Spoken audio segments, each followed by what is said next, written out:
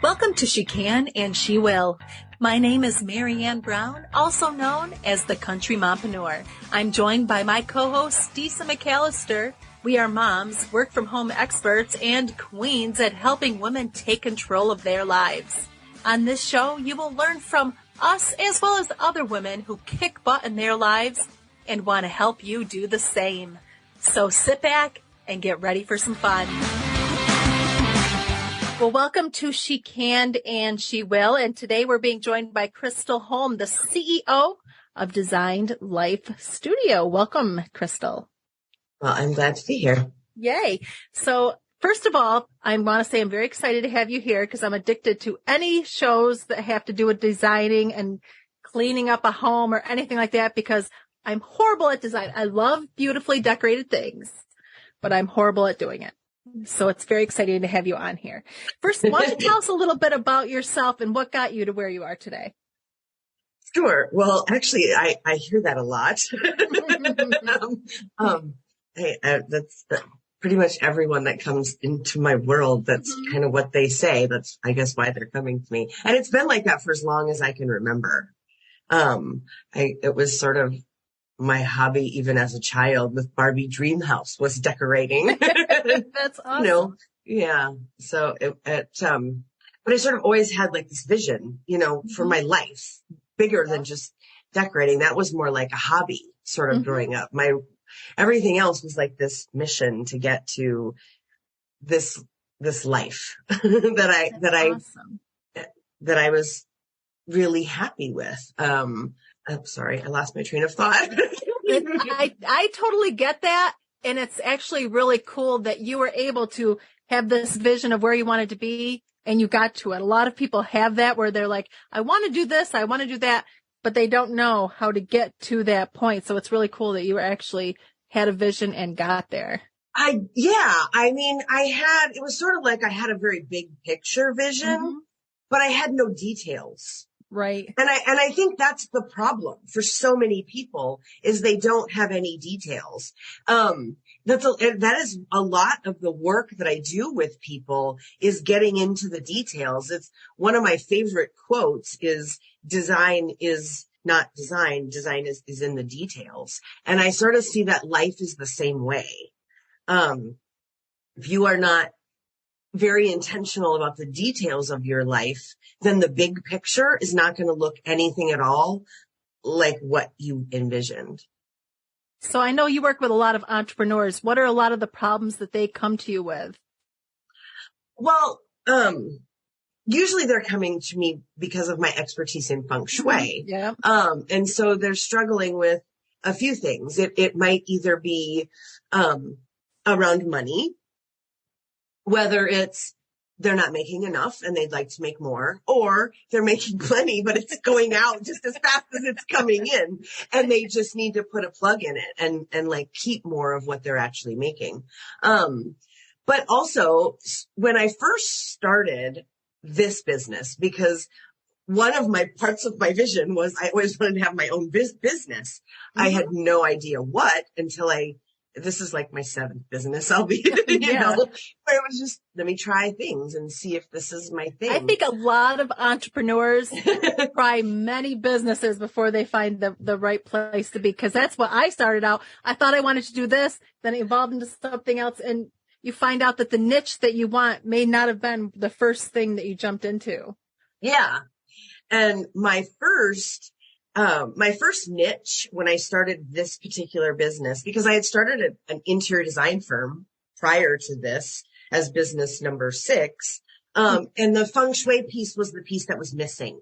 And so when I made that transition to say, okay, I won't do design anymore without the feng shui piece. I was also in my personal life at that time, I was on a bit of a healing journey. Or at least at a certain stage in my healing journey. I had an incredibly abusive childhood. And at this stage, I was working on healing my relationship with men and having a healthy adult relationship with a man.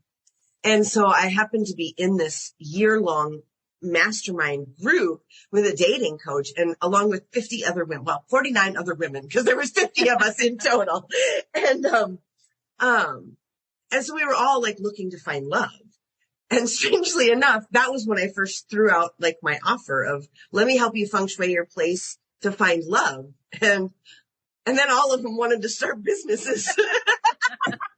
Can you tell me real quick for the people, I sort of know what it is, but sort of don't. What is feng shui? Well, so feng shui is, it's sort of an art and a science. It comes from China, and it has to do with the flow of energy in your space, observing that, and then making calculations based on it so that you can get yourself into sync with that flow and get that flow flowing because that's sort of where we get stuck. It's about 3,000 years old. It's based in, architecture and astronomy and physics and design. So it all has to do with, your relationship with your environment, the natural environment and the man-made environment, like inside your home and out. So it's about that, generally. And there's a lot of misconceptions about it, especially in the Western culture since about the 1970s. There was a new little branch that was developed, and that's primarily what you see in the United States. It's what I call fake feng shui. And that's about, I will conservatively say 90% of the books on the market is fake feng shui. And so it's not real. One of the only things that I ever absorbed and remembered about feng shui is you're supposed to have your bed facing a certain direction. That's the only, that's like one thing that I saw once. You are, and it has to do with, the direction that is best for you, in relation to your energetic frequency. So there you have to do some calculations to come up with that. And each person's is different. Where I see a lot of mistakes with that is like some people will be like, oh, the bed always has to be, what did I see the other day? Facing south. I think I saw somebody post on Facebook something about like the bed always has to be facing in the south. And I'm like, no, that's only for people that, you know, Krystal, tell us about your proprietary framework, the Designed Life Method. Like I was saying, when I first started incorporating the feng shui into interior design, I was working with all these women to help them find love, and everybody wanted to start businesses. And so in this process of working with them, right, I was going in and I was wanting to do this, let's look at the flow of energy in your space, right? Because you're looking for love and, you know, obviously something is blocked in your life. And so I was taking it from what I knew, right, around the feng shui and interior design, both, right? Because it was like, well, we're going to design a place so you have room for love to come in, you know, and I would, as I would meet with these women, everything was always the same. They had a whole lot of clutter and they were just stuck in like a past relationship. Many of them were first wives club, right? They had been married and built up their husband's career, and then they got divorced, you know, so he could go be with a younger woman. And so they were kind of all stuck in this, I'm too old for anything. And they were just in this energy of not being able to move. And this is really where where I started developing this framework. It was in working with them because, like I said, prior to this, it was just straight interior design. And it was a lot of, you know, well, here's my empty room. Let's start from, and so now I was coming into, oh my gosh, we have a room full of stuff and we got to strip that down to get rid of a lot of it, not just the physical stuff. A lot of it was physical stuff, but also the mental and the emotional stuff, the energetic part of where they were stuck and not able to move into a new relationship. And so I found that, for me, that was the logical place to start, was with decluttering and like stripping it down to what are the things that we love? What are the things that we want to keep? And what is everything else that's keeping us from moving on? And then, so I sort of had developed that part of my working with clients. And then I would go straight into the feng shui part and kind of do the pieces of what do we have to add. And I had a lot of success with that, but there was still something missing. I had always had, like I had said earlier, I always had this fascination with decorating and with design, but I'd also had this fascination with sort of metaphysics and energy and magic. And so I had spent most of my teens and 20s and 30s even, sort of studying that from all different angles of how does that kind of work. And then I was still kind of part-time, right? I had a business and then I still had a job, to sort of pay the bills as I was sort of, where you're in that stage of growing the business and you haven't quite been able to make that transition over yet. And I got hurt at my job, very badly. It turned into a 3-year battle with workman's comp. And my body deteriorated to the point that I couldn't walk. I was super stubborn. And I couldn't get medical treatment for everything, for anything, because every time my doctor would try to like send me somewhere, the insurance people, a lot like politicians trying to make medical decisions for women, the insurance people would come back and say, we don't really think that you need to go see a specialist to find out what might be wrong. Just, go to physical therapy and that's good enough. The problem is I had a torn tendon in my groin. So every time I moved my leg, I was furthering the injury. And all they would do is like send me to physical therapy and harass my doctor. Make it worse. Yeah. Right. And harass my doctor to force me back to work. And it forced me back to work for another few months until the injury got so bad that I suffered what looked like a second injury. They still never determined how they were related or if they were related. That ended up being another big thing. But in the meantime, I was sort of left holding the bag. Like, I've got to do something for myself, or I'm just, because nobody seems to care. Like, my doctor is there, but even at that, they harassed her to the point where her boss was like, I can't treat you anymore. And that's their method. That's what they do. That's what most abusers do, right? I grew up with that. They isolate you, and so you have no help. I grew up with that in my parents. I had a couple of relationships like that with men. Like, I'm familiar with it. But at this stage, I was very much like, oh, hell no. I have gone through enough.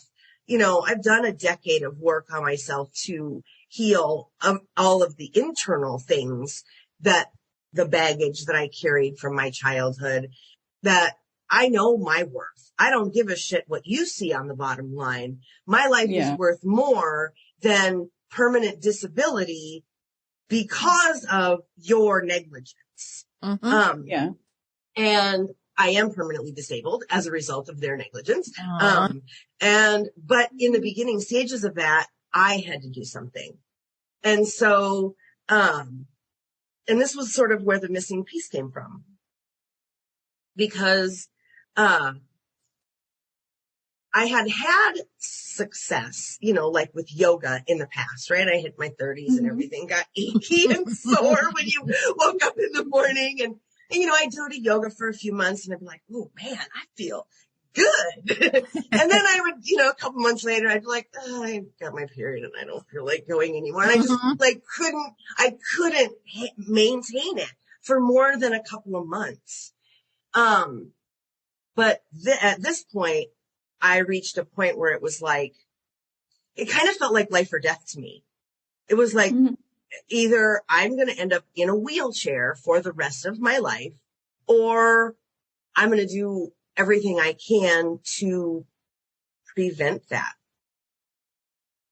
And so I started to do yoga, but first I had to feng shui the place to be like, I got to make sure all the energy is right so that I am supported like as fully as can be, right? Like everything I can put into this, I will light candles. I will do every bit of magic I can to make this happen. You know, I will chant, I will light candles, I will do whatever, to make it successful for me. So I feng shuied the place, of course, to really be centered around healing.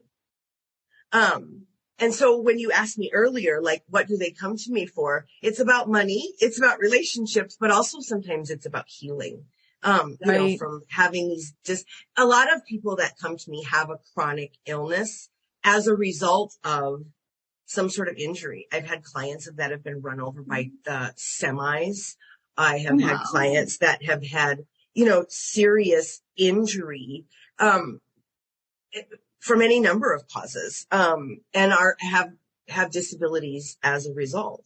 And so that was the second part of where it was like, I have to make sure that the space I am creating, just like in any other magical working, is raising the energy of my space, raising the vibration of that to be vibrating on a level that takes me with it to this next version of me. And so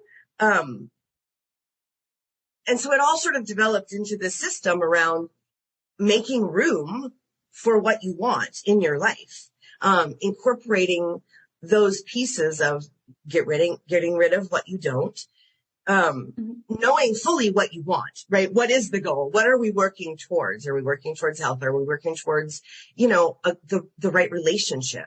You know, maybe you're already successful in your business and just, I mean, I get a lot of those women too that are now like, okay, now I'm ready for a man to be in my life. Or where are you in business? So you've got to know what that goal is, because that's what we're putting our energy towards, that we are raising. And then the last piece of it is in the design. Because like I was saying, there's so much fake feng shui out there that a lot of people don't even know. And so for me, it's about designing it right into the space invisibly, which is as what it should be. The proper teachings of feng shui will teach you that all feng shui should be invisible in your space. So when you see these ugly things like these bagua mirrors or, that's fake feng shui, or these ugly crystals with some I Ching coins on them, or all of these things, those are fake feng shui remedies, but they sell them as feng shui and market them. And then you walk into somebody's house and it's like, oh, you've got feng shui. If you can see the feng shui, it's not feng shui because it's supposed to be hidden right into the design. So that's where I bring in, you know, my skills as an interior designer and say, all right, we're going to make this space to make room for the life that you want, and incorporate sort of everything I've learned over my lifetime, how to make magic happen. Yes, and you use your life experience for real. And how to bring that vision to life, you know, because like I said, when I was a kid, I had a vision of, I wanted a business. I can remember fighting with my mom about, well, someday you're going to get married. And what about your husband? Because I hated to cook. I still hate to cook. And my response then was like, well, marry a man who cooks. And guess what? Or I'll order out pizza. So there. Right. And we did that too. You know, but you've got to put that intentionality into it and then be active about it. You have to raise the energy towards it. You've got to be driving the bus. So when you're working with women, what are some of the first steps that they can take to design that place that they love? I say declutter first. Because you have to declutter everything that you don't love to even get to what you do. I have a method, that I teach very specifically around decluttering because there's 5 steps to it. And most people think it's step 1 and step 5. And so, but there's actually 5 completely independent steps. And actually, I usually give that as a gift to the audience, to anyone who is interested, and they can download that at declutteryourmindset.com. Because when I talk about my method, when I teach that method, it's not just about decluttering the physical. It is about decluttering the mental and the emotional as well. And we're going to make sure that we add that link to the show notes. So anybody that wants to get information on that can grab that info. Yeah. And but I always say start there.